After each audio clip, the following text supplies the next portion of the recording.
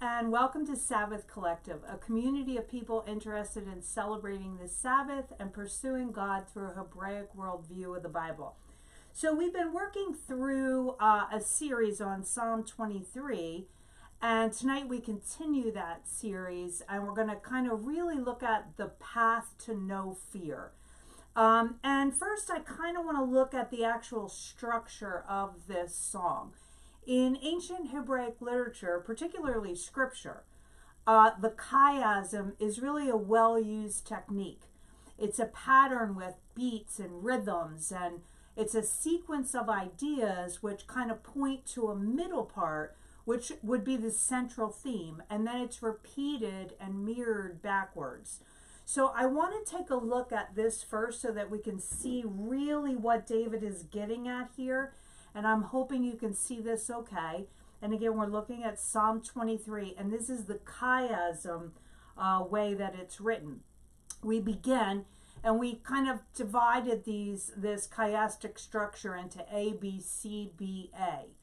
So the A's are going to say the same thing, the B's are going to say the same thing, and the C in the middle is the core theme.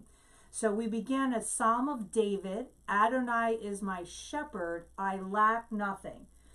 So you can see that that's part A, and that speaks of a complete provision, is what most people kind of title this section to be. Then it goes on in section B. He has me lie down in grassy pastures. He leads me by quiet. Shabbat Shalom, Phoebe. Great to have you join us from Cali. He leads me by quiet water. He restores my inner person. He guides me in right paths for the sake of his own name. So this in section B is purposeful restoration. And now we get into C, which is the core. Even if I pass through death-dark ravines, I will fear no disaster, for you are with me. Your rod and staff reassure me. And this is no fear in darkness. And then we work our way out in letter B again, which mirrors the top letter B. You prepare a table for me, even as my enemies watch. You anoint my head with oil from an overflowing cup. And this is, again, purposeful renewal. And then the last part, again, mirrors A.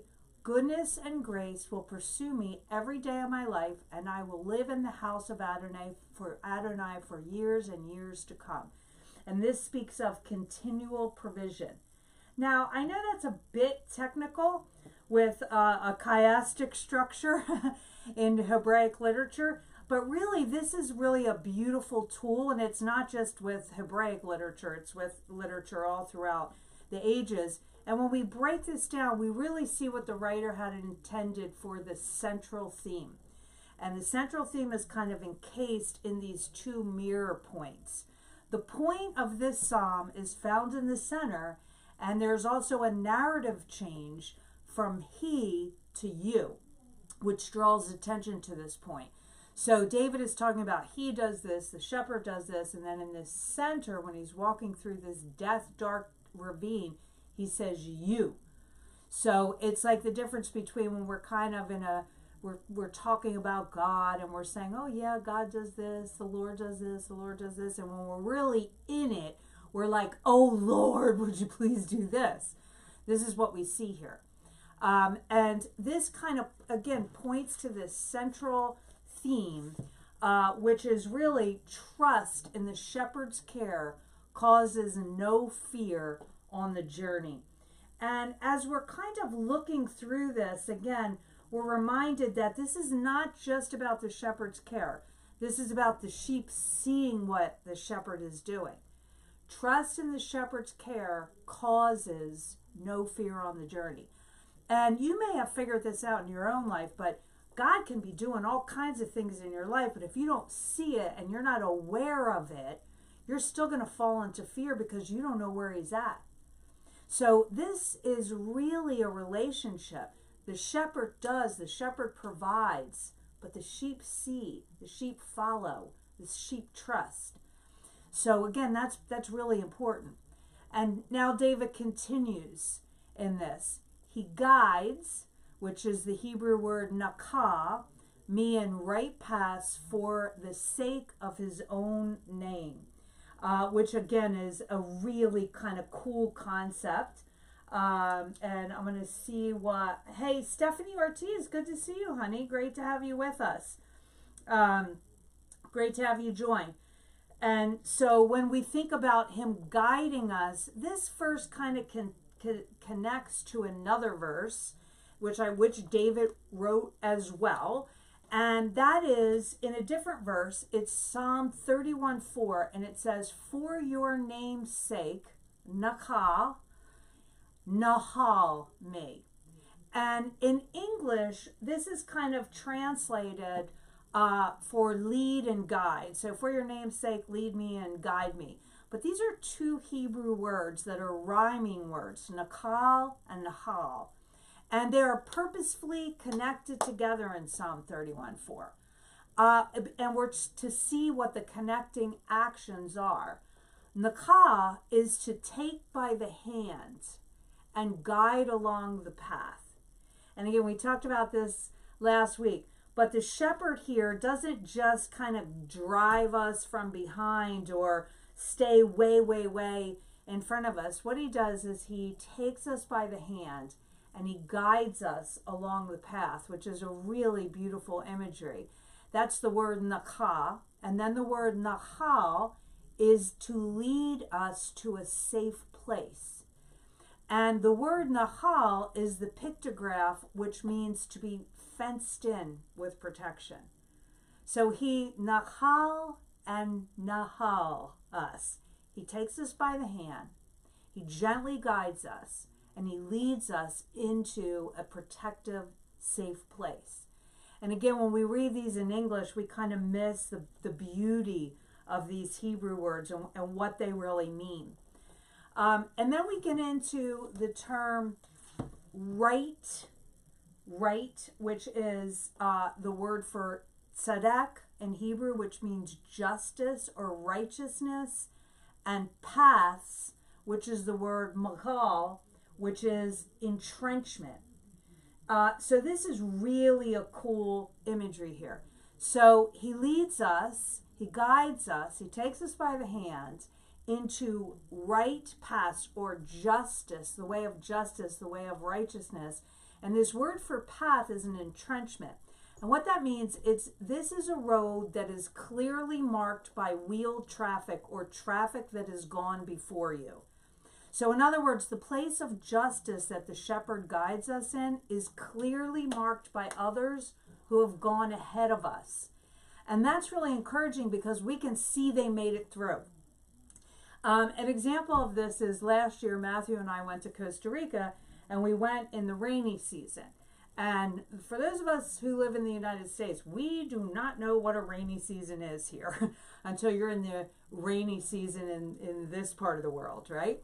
So it comes down like a flood, literally, and then the roads get flooded. And so, you're driving along, which Matthew was driving our little car, and Waze is leading us down the road, and all of a sudden we come to this raging river, and Waze is telling us, go straight. Well, we have no idea how deep the river is. We don't know if we drive in, if it takes us away. And so one of the things that you're supposed to do, we learned by doing research before we went, is you're supposed to walk across the river. Oh, and by the way, what else is in the river is crocodiles and snakes. So you're supposed to wade across the river with crocodiles and snakes and see if it's deep enough for your car to go through. But here's a really encouraging thing that happens. When you can see that a car is ahead of you and went through, or you see that there's fresh tire tracks on the other side of this stream, you know you can make it because somebody else just went before you. And this is the same concept of this justice paths, machal. It's a path where you can see that the tracks were there from people that went before you. So the good shepherd keeps the sheep from operating out of their lesser selves, which is always fear-based. And he keeps the sheep on the move. And we've been really talking about this throughout the past 2 weeks about how similar we are to sheep. We think we want to be lions and all kinds of cool animals. We're really similar to sheep. Humans are really similar to sheep.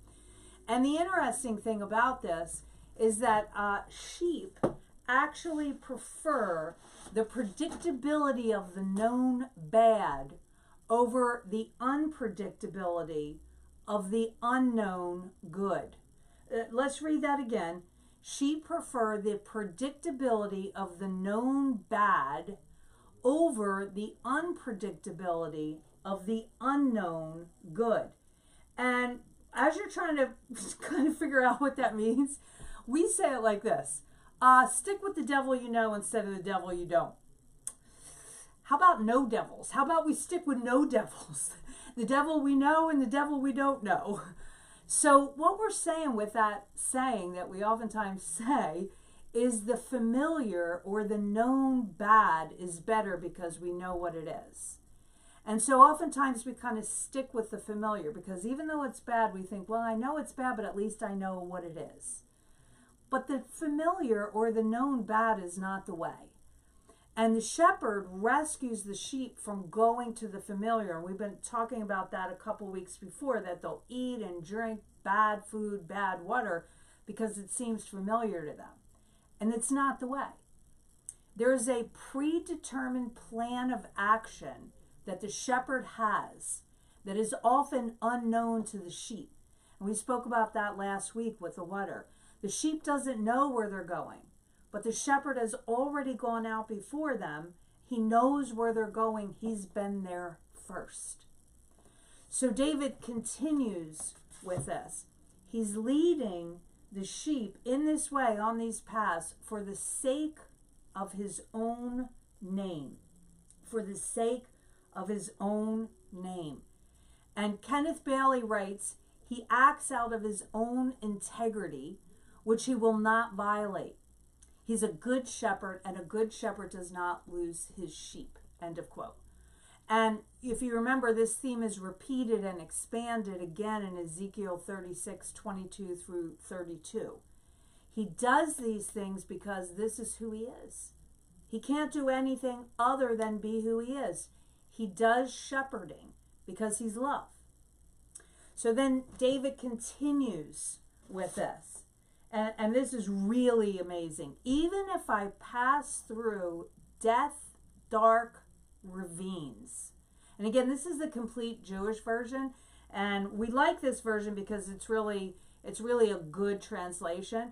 But also when we read it in this way, it kind of brings it out in a way we never saw before. Even if I pass through death, dark ravines, I will fear no disaster, for you, and again, he transitions here in his language, are with me.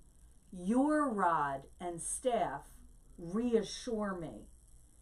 And so here is the sheep.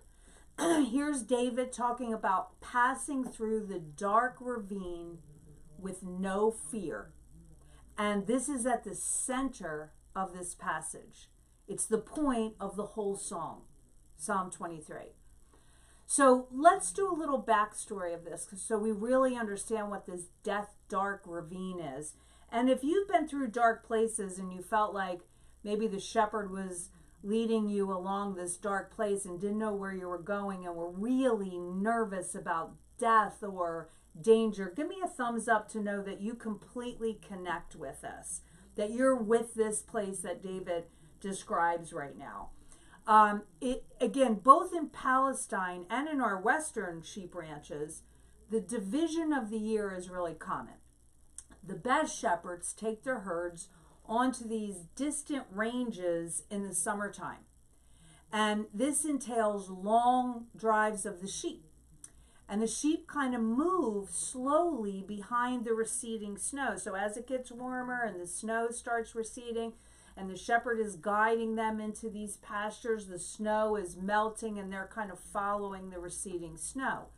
And then by the summer, they're above the timberline with the approach of autumn, and then early snow settles in the very highest ridges, which then the shepherd takes the sheep back down. hey, Jean, good to see you. And I see that thumbs up, takes the sheep back down. And then ultimately they end up back home to spend the winter. And it is this segment described in the last half of the poem. And during this time, the shepherd was entirely alone with the sheep. They were in his intimate contact day and night. And all of this happens, this kind of leading them into these deep ravines, dark ravines. All of this happens among rivers, mountains, and high rangelands. But never does the shepherd take the sheep where he hasn't already been. And Hebrews 4:15 reminds us of this. For we do not have a Kohen Gadol, which is a high priest in Hebrew, unable to emphasize with our weaknesses, since in every respect he was tempted just as we are, the text says. He knows what we're feeling. He's been through it himself. And he, the shepherd, is the one who's guiding us. And then the valleys are surrounded by these huge cliffs.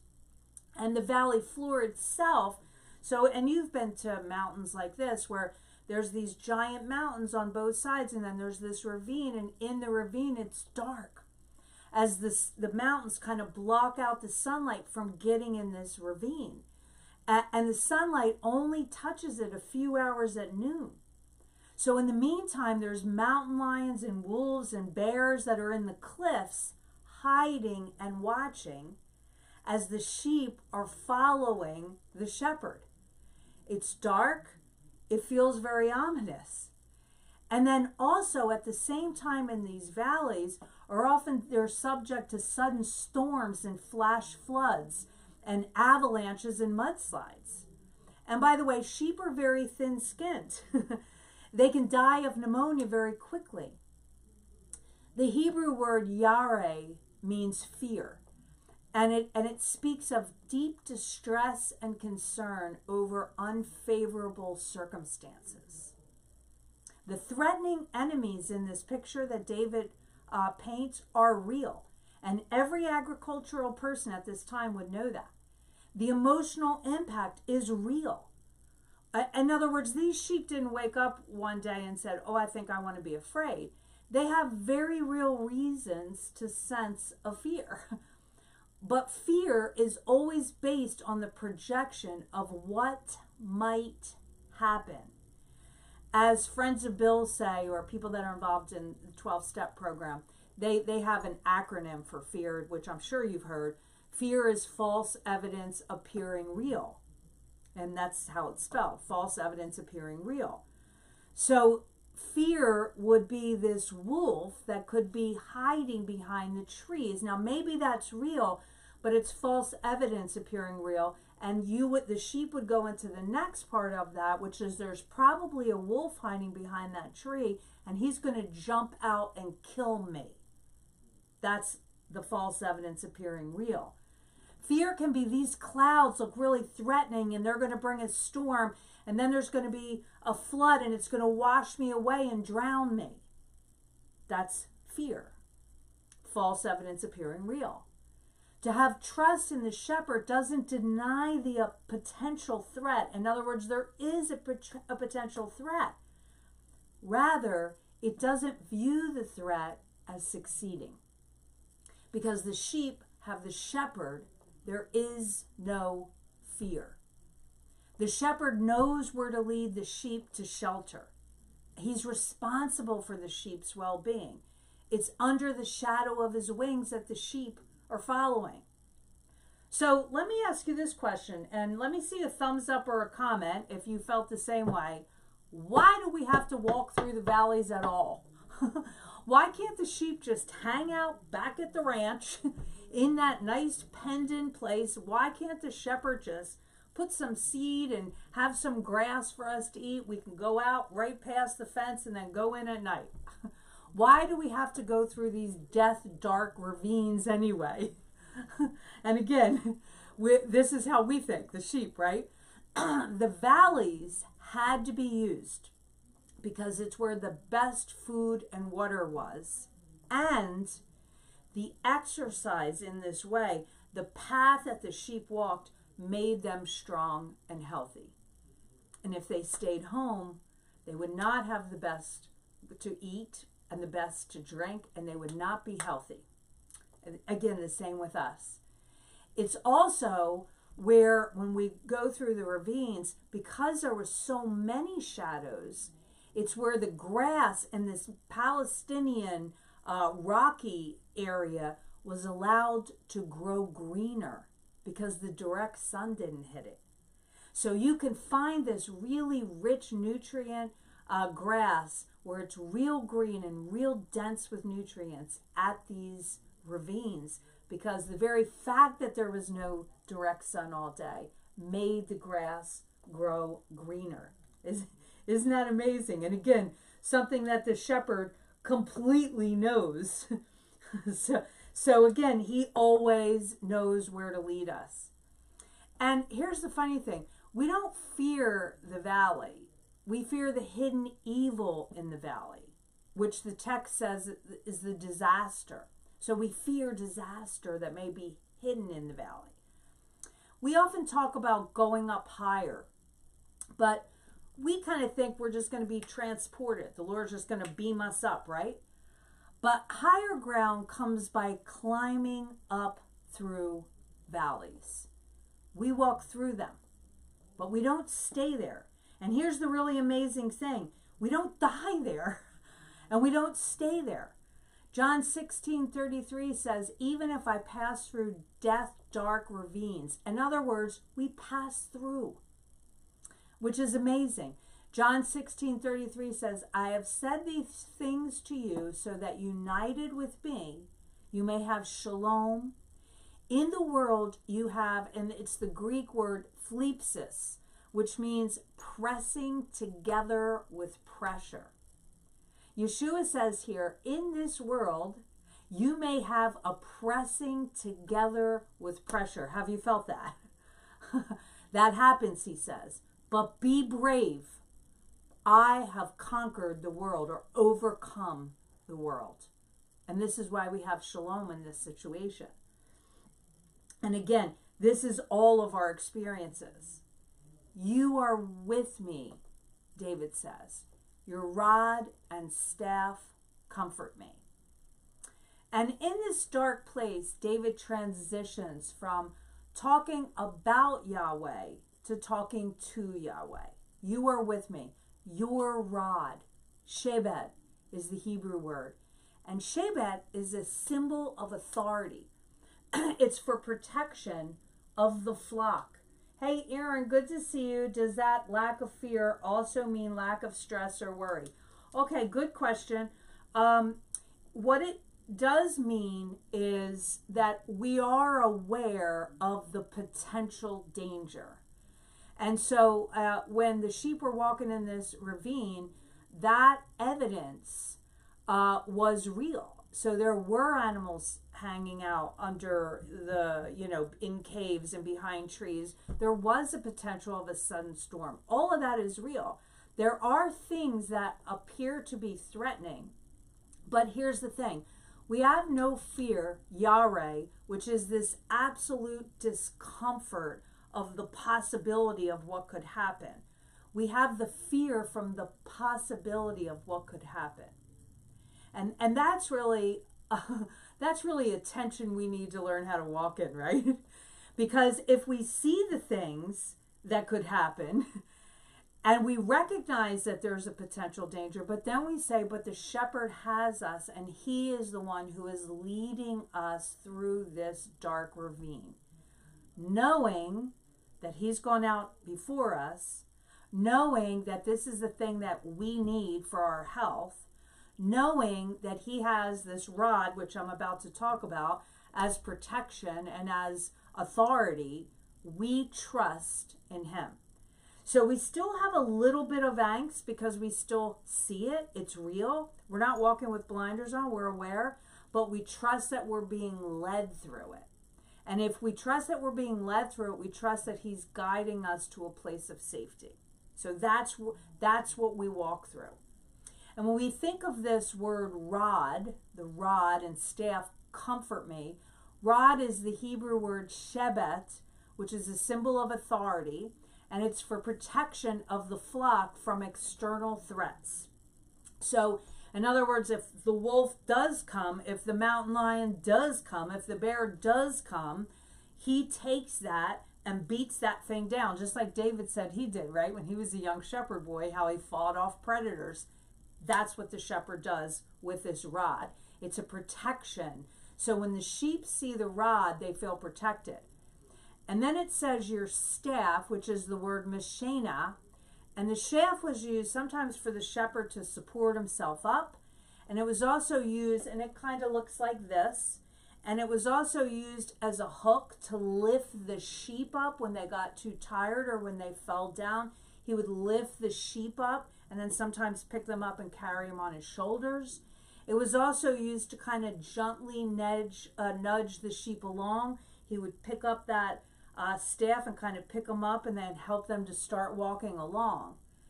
And again, it was used as not only for the shepherd to lean on, but as a walking stick. And also the shepherd would, or the sheep would pass under this staff to be counted. So when he would bring them home or when he would have them lay down for the night, he would have them pass through to make sure all were there. So they would pass under the staff to be counted. Now this is really cool. Some historians feel that this rod and staff were the same instrument. It was just in the different ways that they were used. I love that. And I think this is a really interesting concept about the perspective of the rod and the staff, that it's all in the way that they were used, which is just so cool. It's all in the way that the sheep view it. So when they see the staff, when they see this, they all not only look at it like, this is the thing that my shepherd gets me going with, but it's also the thing that he fights the enemy with. There's a quote about this different perspective, which I really love, and I've actually never seen it before.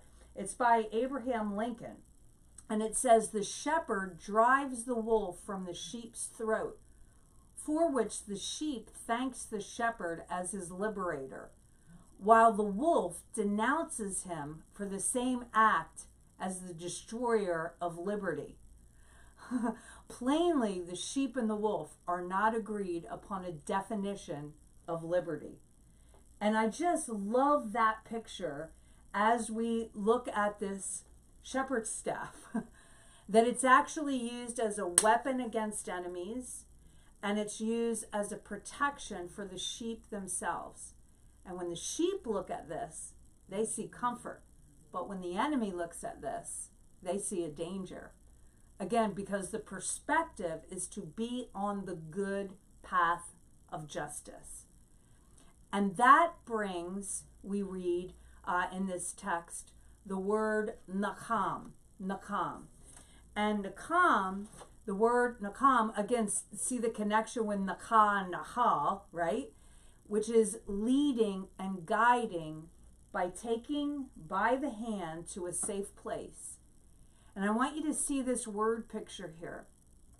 It's nun, which is a seed or a sperm, the seed of life.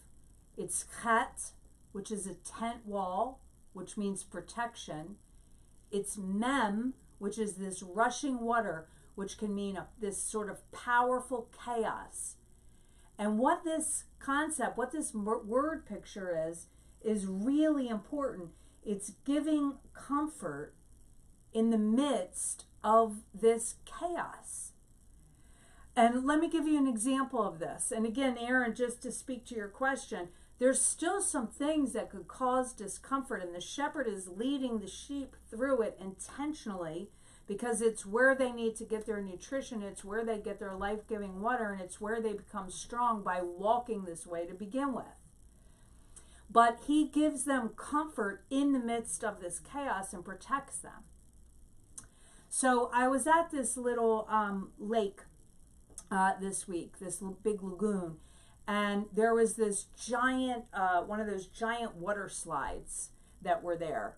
And this little boy that was maybe about 4, and you know, those giant slides that you blow up, right? and they're really big. It's like 3 stories or tall, it looked like. And so the boy wanted to do it, but he really wanted to do it, and he kept saying to the father he wanted to do it, but he was afraid, and he started to get more and more fearful while he was walking up the stairs. And it's interesting because you have to walk up these like 3 flights of stairs or 4 flights of stairs before you turn around and face that you're going to slide down. And the stairs kind of prepare you for the fact that I'm getting higher and getting higher and getting higher. And so as the boy gets about halfway down, halfway up, he starts to get afraid and kind of starts whimpering. And the dad goes, "Do you want me to help you?" And he said, "Yeah." So the dad goes up with the boy, and he walks beside them, and then he walks ahead of him. And he said, "Do what I do," because you have to kind of climb. And so the boy climbs up the stairs, and he gets to the top, and he's going like this with his head. No, no, no, no, no, no. And the father said, "Look, watch me. I'm going to go down first, and then I'm going to catch you. Watch me. Do it like this." And he slides down, and he turns around and he says, "And now it's your turn. Come to me." And the boy slides down the exact same way. And I thought, oh my gosh, this is perfect. So again, this is the shepherd giving comfort in the chaos. And was the boy really, really, really high? Yes, he was. Was it scary up there? Yes, it was. Could he have gotten hurt? Possibly. There was danger to be had. But what he did is he followed the father. The father went first. And he comforted the boy in the midst of the chaos by holding his hand and leading him and catching him when he jumped. And this is really the imagery of the shepherd. And yes, Aaron, the danger is there. And we see it, and we get a little angsty about it. But we trust that the shepherd has purpose in leading us through it. And that we're actually in a better place having gone through it. We're healthier, we're nourished, and we're stronger. And in order to trust the shepherd, we've got to see what the shepherd is doing. So we're going to close this time with the lighting of the Shavuos candles. And traditionally, the mothers of the house light the candles. And these Shavuos candles represent the light of peace and joy and unity. And then she encircles the candles with her hands 3 times, which is a gesture to welcome in the Sabbath. Blessed are you, Yahweh our God, King of the universe, who has set us apart by his commandments, who has given us Yeshua the Messiah, and has sent us to be a light to the world. Amen. Shabbat Shalom. Keep following that guide.